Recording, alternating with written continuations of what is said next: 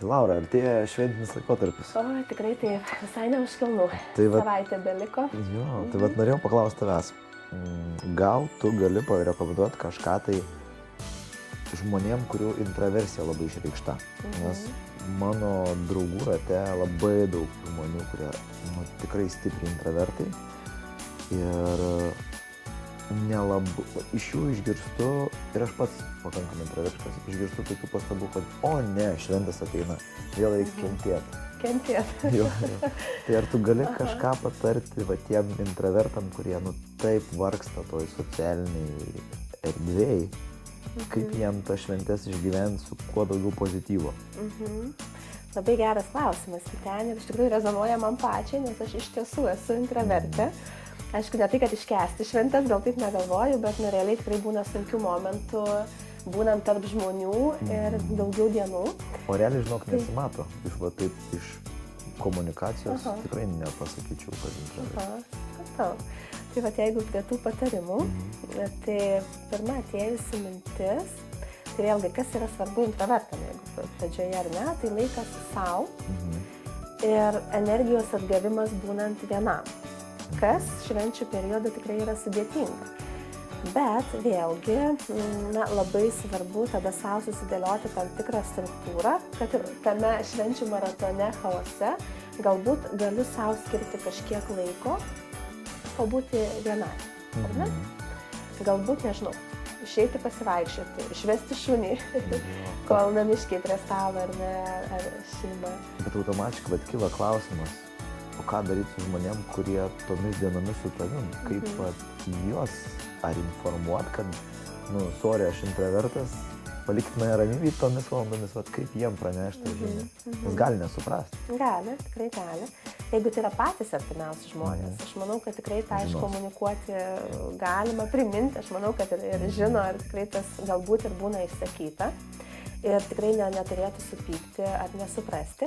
Vėlgi, ištransliuoti yra svarbu, būtent artimiausiam, nes kad nebūtų nesusipratimų, ar ne, kad čia nenori dabar leisti su mum laiko, ar ne, kažkur pabėgo, kažkur užsidarė ir panašiai.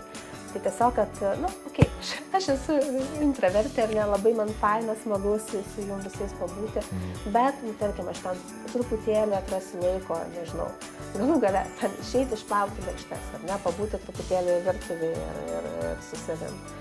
Tas pats pasivaikščiojimas. Čia geras, nueini savo giminės balius, ar ne, ir sakai, sorry, aš intravertas, einu paplauti lėkštes, visi sakys, tu dažniau būk tas intravertas, nauda iš to. Taip, mes pasidėsim į sveikatą, ar ne? Taip, aišku, vėlgi, jeigu susirenka platesnė giminė, ar ne, tai tikrai, nežinau kaip dėl to ištransliavimo, tuomet, vėlgi, tai diskusinis klausimas, ar ne, nes tikrai žmonės gali nesuprasti.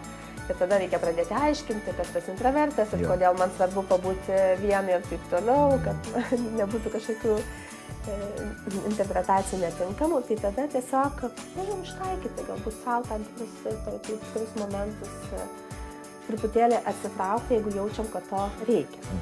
Kitas momentas, ar ne, nes tikrai šventė, sėdam daug prie stalo, tai įsivardinti savo, kad neturi būti tas pagrindinis kalbėtojas ar linksmintojas artimųjų, ar ne, kad aš ramiai pasėdėti prie stalo, nežinau, pasišypsoti, paklausyti galų gale, nes tikrai visada susirenka norinčių kalbėti, ar ne, ir viskas su tuo yra tvarkoj. Ir tiesiog pabūti savo ramiai kartu su artimaisiais. Priminė man vieną hobį, intravertų hobį, kaip išlikti socialiniam susirinkime, pavadinkime. Esu girdėjęs iš net 2 artimų intravertų draugų, kurie sakė, aš tai sako, kai jau jaučiu ten kažkokią šventę, jau taip įgriso, sako, aš pradedu analizuoti žmonės. Sako, analizuoju, kokie tarpusavio santykiai, kokios tai asmenybės. Sako, gal net jeigu nuvažiuoju į svečius, analizuoju, kodėl jie taip kambarį išsidėlioja, kas čia per aksesuarai sudėti, kokios knygos sudėliotos knygų lentynų. Sako, ir pagal tai aš susidėlioju tų žmonių tam tikrus portretus. Arba sako, jų santykių, kai jam santykė dabar yra. Sako, ir taip pabūnu vienas savo mintise ir trumpam atrodo atsiriboju nuo tų visų. Sako, kaip tai reiškia? Kalbėjimo apie orą. Nes tarkim, jeigu yra stiprus intravertas ir dar su išreikštom to mėlynosiam savybėm analitiko, ne? nu, tai jam banalūs kalbėjimai apie kokią fainą eglutę, nu, tiesiog vargina. Tikrai šventas būdas Jo. Nuo Tai, šito nepabėgs.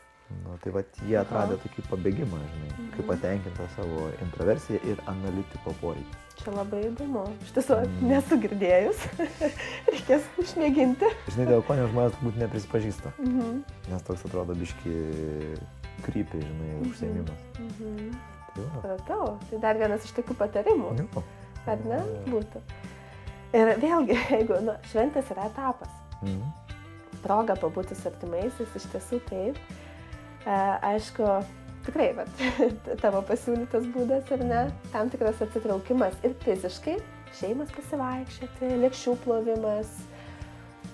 Nežinau, gal turi ten dar kažkokių pasiūlymų, man kol kas atėjo tik šitie. Jo, nes realiai tai pagalvoju, jeigu susidarai savo grafiką, ne, nu, vėlgi skamba pakankamai griežtai per šventės grafikas daryti, bet jeigu tau tai, nu, kaip oras reikalinga, nu, stipriam intravertui, nu, tu pasakai, 6 valandas skirsiu ten šeimai, giminiai ir kokias tenai 4 valandas paliksiu savo, savo. Tai ten reiškia, gal knygą paskaitysiu, pasivaikščiosiu, bet aš informuosiu žmonės. Kad žiūrėkit, ten, tarkim, rytas yra vien tik mano, arba vakaras yra vien tik mano. Ir informuoja, kad tas valandas man kaip intravertui reikia tų 4 valandų, kad pasikraučiau energiją.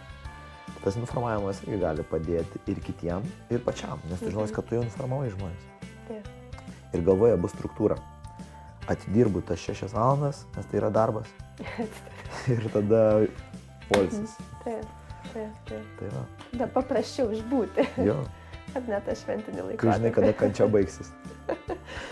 Tai va. Tai ką, laukiam to švenčių. džiugaus laikotarpio. Ne, nu kai kuriem džiugas laikotarpis. Ir susitiksim po švenčių. Tikrai taip. Tai linksmų švenčių.